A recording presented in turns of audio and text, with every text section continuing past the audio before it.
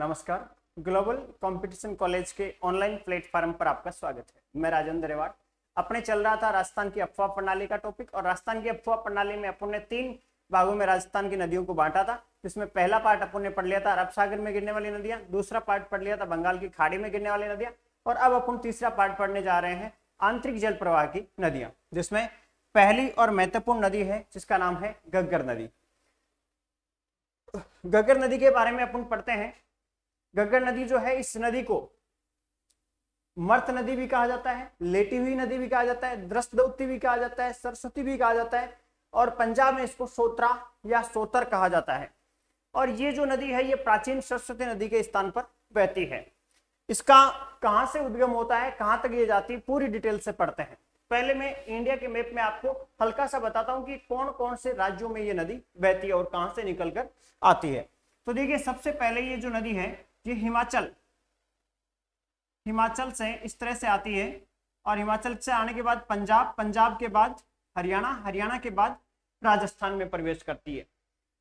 राजस्थान में टीबी तहसील में तलवाड़ा गांव है, वहां पर ये प्रवेश करती है, और यहां प्रवेश करने के बाद में ये हनुमानगढ़ में, और हनुमानगढ़ के बाद गंगानगर में, सबसे पहले ये बटनेर के आसपास इसका पानी समाप्त हो जाता है। फिर भी थोड़ी ज्यादा बरसात आती है तो ये बटनेर से थोड़ा सा आगे गंगानगर में है, सूरतगढ़ और अनूपगढ़, वहां पे इसका पानी समाप्त हो जाता है, यानी बहाव रुक जाता है, और बहुत तेज बरसात आती है तो ये नदी फिर आगे बढ़ती है, और यहाँ पे है फोर्ट अब्बास।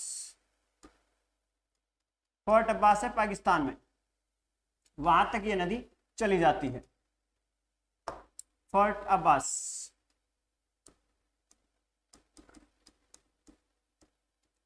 फोर्ट अब्बास यानी यहां तक चली जाती है। शुरुआत कहां से होती है, ये पहाड़ियां यहाँ पे जिनको कहा जाता है शिवालिक की पहाड़ियां, शिवालिक की पहाड़ियां। शिवालिक की पहाड़ियां कहां है, शिवालिक की पहाड़ियां है कालका, हिमाचल प्रदेश। एचपी, एचपी का मतलब है हिमाचल प्रदेश। देखो कितने राज्यों में बही है, सबसे पहले हिमाचल प्रदेश में, हिमाचल प्रदेश के बाद में पंजाब में, पंजाब के बाद हरियाणा, हरियाणा के बाद राजस्थान, और राजस्थान के बाद कहां चली जाती है, पाक। यानी कितने राज्यों में बहती है, 4 राज्यों में। बाकी अपन ने पहले जो नदियां पढ़ी थी वो 3 राज्यों में जरूर थी, जैसे माही थी, चंबल थी, ये 3 राज्यों में थी, लेकिन ये 4 राज्यों में है, और एक देश में भी जा रही है। कहां पे, पाक में, जहां इसको फोर्ट अब्बास में कहा जाता है हकरा, फोर्ट अब्बास में इसको कहा जाता है हकरा।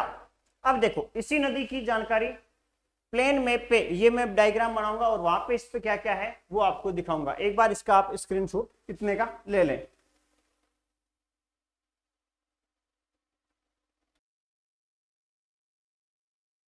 आगे अपन देखते हैं किस तरह से ये नदी अपने यहां पर प्रवेश करती है। देखो यहां कालका हिमाचल प्रदेश, यहां पे स्थान है कालका हिमाचल प्रदेश। यहां कालका हिमाचल प्रदेश से ये नदी आती है अपने आगे, और यहां ये पंजाब में प्रवेश करती है, पंजाब के बाद ये हरियाणा, और हरियाणा के बाद ये हनुमानगढ़ में यहां प्रवेश करती है। अब देखिए यहां तक की पहले डिटेल देख लेते हैं। यहां तक की डिटेल में अपन देखें तो यहां तो है शिवालिक की पहाड़ियां, यहां तो है शिवालिक की पहाड़ियां जो कालका हिमाचल प्रदेश में है। इसका नाम पहले लिख लिया था इसलिए दोबारा नहीं लिख रहा हूं मैं।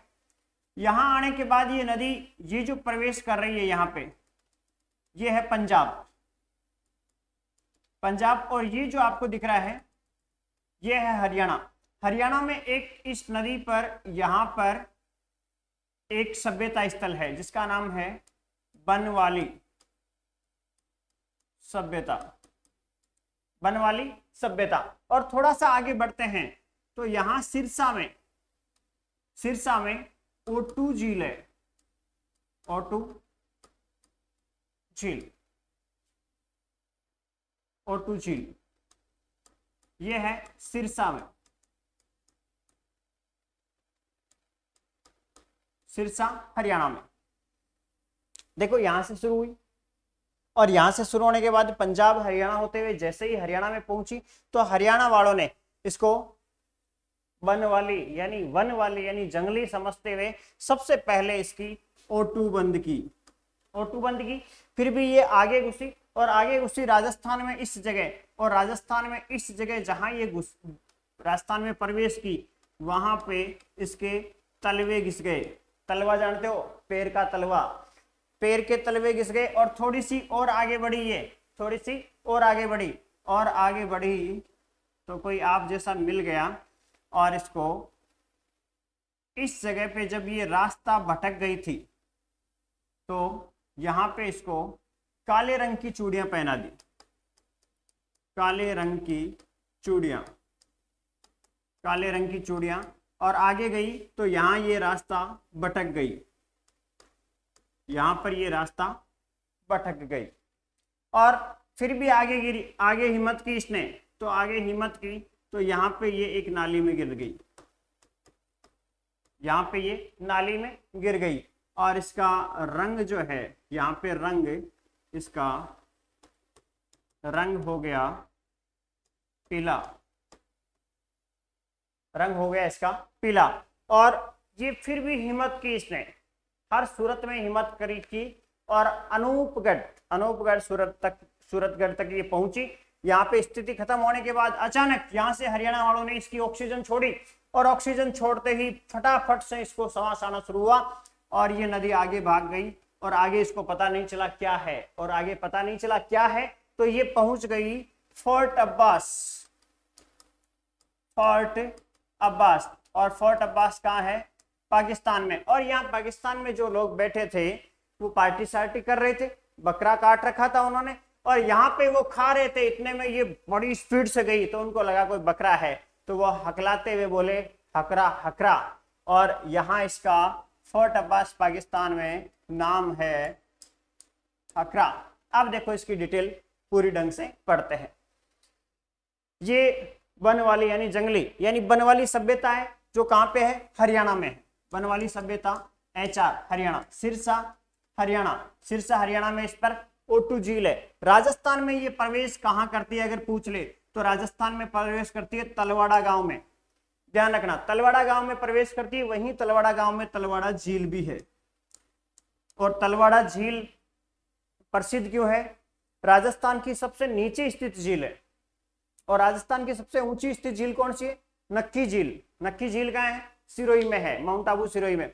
इसको याद करने का तरीका एक ही है, नाखून। नक्की झील आपको पता है, कहा जाता है कि देवताओं ने अपने नाखूनों से खोदी थी। तो नाखून अपन हाथ ऊपर करते हैं तो सबसे ऊपर क्या होता है? नाखून। तो नक्की राजस्थान की सबसे ऊंची झील, और तलवे अपने पैर के सबसे नीचे होते हैं, पैर के नीचे का जो तलवा होता है। तो तलवाड़ा राजस्थान की सबसे नीचे स्थित झील। और तलवाड़ा है कहाँ? यह है हनुमानगढ़ में। आगे बढ़ते हैं। देखो आगे ये बढ़ी तो इसको किसी ने काले रंग की चूड़ियां पहना दी, हाथ में लिए बैठे रहते हैं आजकल चूड़ियां तो लोग। तो काले रंग की चूड़ियां का मतलब है कालीबंगा सभ्यता। देखो इसके किनारे हनुमानगढ़ में H लिख रहा हूं मैं, हनुमानगढ़ में कालीबंगा सभ्यता स्थल है। कालीबंगा का शाब्दिक अर्थ होता है काले रंग की चूड़ियां। फिर आगे बढ़ते हैं। भटक गई का मतलब यहां पर बटनेर का किला है, बटनेर का किला। और ये भी कहाँ है? ये भी हनुमानगढ़ में है। H का मतलब हनुमानगढ़, बटनेर का किला हनुमानगढ़। सबसे पहले यहाँ आने के बाद इसकी स्थिति बहुत कम पतली हो जाती है, यानी बहुत कम पानी का वेग रहता है। और यहाँ पे इसको नाली या पाट भी अपने कहते हैं। देखो नाली में गिर गई मतलब नाली या पाट, इसको यहाँ पे कहा जाता है। इसके बहाव क्षेत्र को नाली या पाट कहा जाता है। बटनेर के किले के बाद देखो, बटनेर के किले की विशेषता है, बटनेर का किला जो है ये अपने राजस्थान का सबसे प्राचीन किला माना जाता है, बटनेर का किला। इसके साथ ही सर्वाधिक विदेशी आक्रमण झेलने वाला किला भी यही माना जाता है। नाली या पाट इसको कहते हैं हनुमानगढ़ क्षेत्र में, यानी बहुत कम चौड़ाई में ये बहती है। रंग देखो इसका पीला हो जाता है, यानी यहां पर रंग महल और पीलीबंगा ये भी सभ्यता स्थल है। रंग महल और पीलीबंगा सभ्यता स्थल भी है। और आगे चली जाती है, यहां पे अनूपगढ़ सूरतगढ़, अनूपगढ़, ये अनूपगढ़ और नीचे लिख रहा हूं सूरतगढ़। यहाँ पे इसका पानी समाप्त हो जाता है। और फिर कई बार अचानक से पीछे से ज्यादा बरसात हो जाती है, तो ज्यादा बरसात होने की वजह से ये आगे कहाँ चली जाती है? हकरा यानी सॉरी फोर्ट अब्बास, जहाँ पे पाकिस्तान है और पाकिस्तान में इसको कहा जाता है हकरा। तो ये तो इसके नाम है। और यहाँ पंजाब में इसको क्या कहते हैं, पंजाब में इसको कहते हैं सोतर, पंजाब में इसको कहते हैं सोतर। देखो एकमात्र नदी है जो अंतरराष्ट्रीय नदी है, एकमात्र नदी है जो हिमालय से अपना जल राजस्थान में लाती है, ध्यान रखना बहुत इंपॉर्टेंट है। और आंतरिक जल प्रवाह की सबसे लंबी नदी है, आंतरिक जल प्रवाह की सबसे लंबी नदी है। डिटेल में लिखवा नहीं रहा हूं, मौखिक बोल रहा हूं, आप लिख लेना। आंतरिक जल प्रवाह की सबसे लंबी नदी है। अब ये जो नदी है इसका उल्लेख अपने को मिलता है ऋग्वेद में, और ऋग्वेद जो है, ऋग्वेद में अपने 10 मंडल है, 1028 सूक्त है, 10 मंडल ऋग्वेद में, 10 मंडल है, 1028 सूक्त है। तो ऋग्वेद में 10वें मंडल के 136वें सूक्त पे, टोटल तो है ये, लेकिन 136वें सूक्त के 5वें मंत्र पर, 5वें मंत्र में किसका उल्लेख मिलता है अपने को, उल्लेख मिलता है अपने को सरस्वती नदी का, सरस्वती नदी का उल्लेख इसमें मिलता है, सरस्वती नदी का। अब देखो 10वें मंडल 1028, ये तो अपने है जो सूक्त और मंडल जो है अपने ऋग्वेद में। और ऋग्वेद जो है, ऋग्वेद को ध्यान रखना 2009 में यूनेस्को ने विश्व धरोहर सूची में भी शामिल कर लिया था। और यहां पर जो है सरस्वती नदी जिसको अपन कह रहे हैं, ये सरस्वती नदी है, इसको ऋग्वेद में कहा गया है नंदीतमा, ऋग्वेद में इसका नाम है नंदीतमा। कौन सी नदी का, सरस्वती नदी का। और अपने राजस्थान में जो ये जैसलमेर है, इस जैसलमेर में इस जगह लाठी श्री क्षेत्र है, पहले इस हिसाब से ये बहती थी सरस्वती नदी। तो ये जो लाठी श्री क्षेत्र है ये सरस्वती नदी का अवशेष है, जिसपे वर्तमान में कौन सी नदी बह रही है, घग्गर नदी बह रही है। इसका एक बार स्क्रीनशॉट ले, थोड़ी सी डिटेल में आपको यहां पर लिख देता हूं।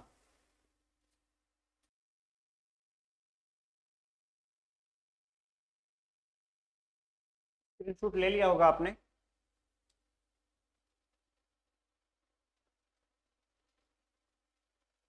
अब देखिए यहां से ये नदी शुरू होती है और यहां तक अपने बहती है, तो इसकी कुल लंबाई जो है, कुल लंबाई 465 किलोमीटर है। लेकिन ये राजस्थान में सिर्फ 100 किलोमीटर ही बहती है, राजस्थान में 100 किलोमीटर,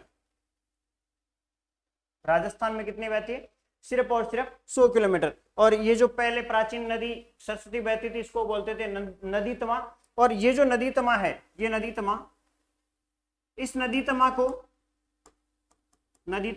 इस नदी तमा को यानी सरस्वती नदी को ऋग्वेद में सबसे पवित्र नदी माना गया है। और ये जो अपनी नदी है ये आंतरिक जल प्रवाह की सबसे लंबी नदी है, लंबी, राजस्थान की सबसे लंबी नदी इसको माना जाता है। सबसे प्रमुख नदी भी यही है। इसके किनारे ही अपने हनुमानगढ़ के पास में, जो अभी वर्तमान में जिसको अपना हनुमानगढ़ कहते हैं, ये पहले बटनेर कहलाता था। हनुमानगढ़ जो है इसके किनारे ही हनुमानगढ़ यहाँ पर बसा हुआ है। मर्त नदी इसको कहा जाता है, लेटिवी नदी भी इसको कहा जाता है। उपनाम और उपनाम मैंने पिछली नदियों का जो क्रम लिखा है, मैंने जो अभी पढ़ाया है उसको उसी तरह से नोट्स में जमा लेना, इसीलिए मैंने 2-3 नदियों का लिख के आपको दिखाया था कि इस तरह से अपने नोट्स बनते हैं। तो इसका भी आप उसी तरह से बना लेना, बहुत ही इंपॉर्टेंट नदी है घग्गर नदी, और इसको इसी क्रम में आप याद कर लेना। धन्यवाद। एक साथ स्क्रीनशॉट ले लेना जो मैंने अभी लिखा है।